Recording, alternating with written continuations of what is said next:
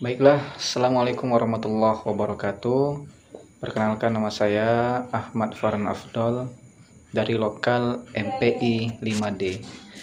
Baiklah, pada kesempatan kali ini saya akan membuat sebuah video bertujuan untuk ujian tengah semester mata kuliah manajemen konflik dengan dosen pengampu yaitu Bapak Dr. Haji Samsul Huda MPD.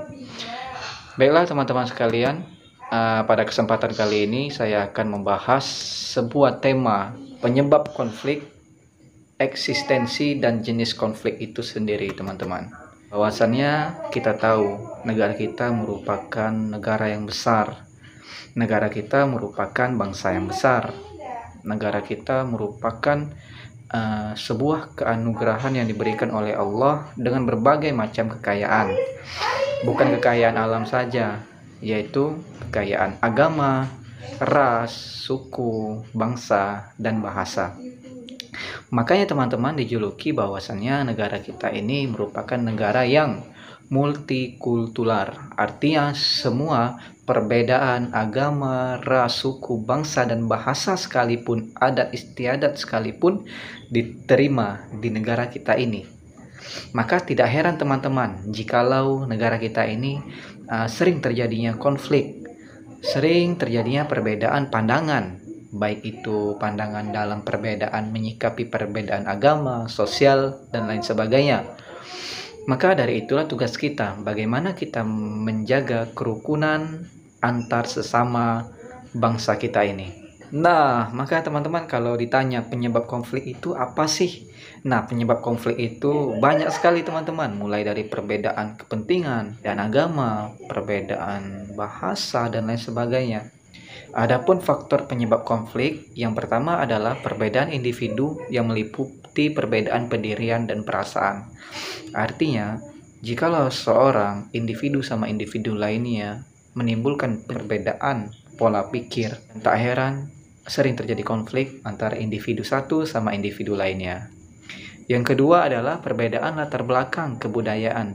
Sehingga apa? Sehingga membentuk pribadi-pribadi yang berbeda. Artinya di bangsa yang besar ini, perbedaan latar belakang kebudayaan itu merupakan hal yang biasa.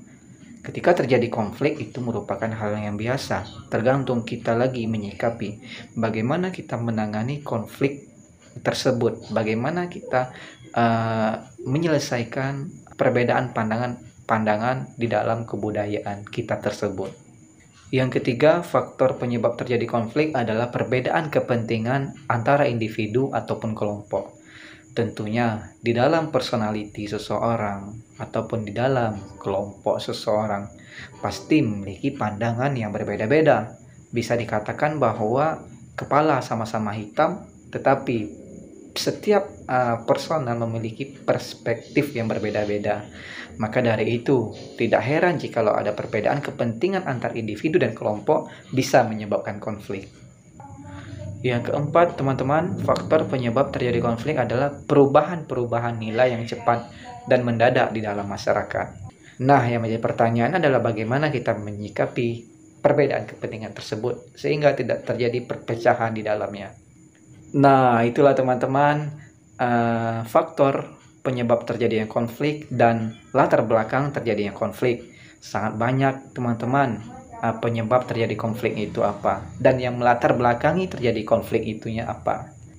Nah, tugas kita sebagai warga bangsa dan bernegara di Indonesia ini yaitu bagaimana kita menyikapi konflik tersebut sehingga konflik tersebut tidak terjadi perpecahan antara kelompok satu dengan kelompok lainnya, antara golongan satu sama golongan lainnya.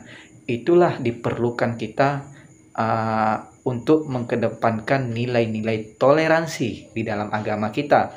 Bahwasannya Empu Tatular dalam kitabnya Sutasoma mengatakan bahwa Bhinneka Tunggal Ika, yaitu meskipun kita berbeda-beda teman-teman, kita tetap satu, yaitu kita di bawah naungan NKRI, kita di bawah bingkai Garuda Pancasila, dan di situ kita mempunyai bingkai yang namanya toleransi. Artinya apa? Kita harus bisa saling menghargai satu sama lainnya. Baiklah teman-teman, mungkin sekian video dari saya, semoga bermanfaat. Dan video ini merupakan tugas ujian tengah semester mata kuliah manajemen konflik. Baiklah teman-teman, saya Manfaran Afdol. Jikalau ada salah, mohon maaf karena tiada gading yang tak retak. Assalamualaikum warahmatullahi wabarakatuh.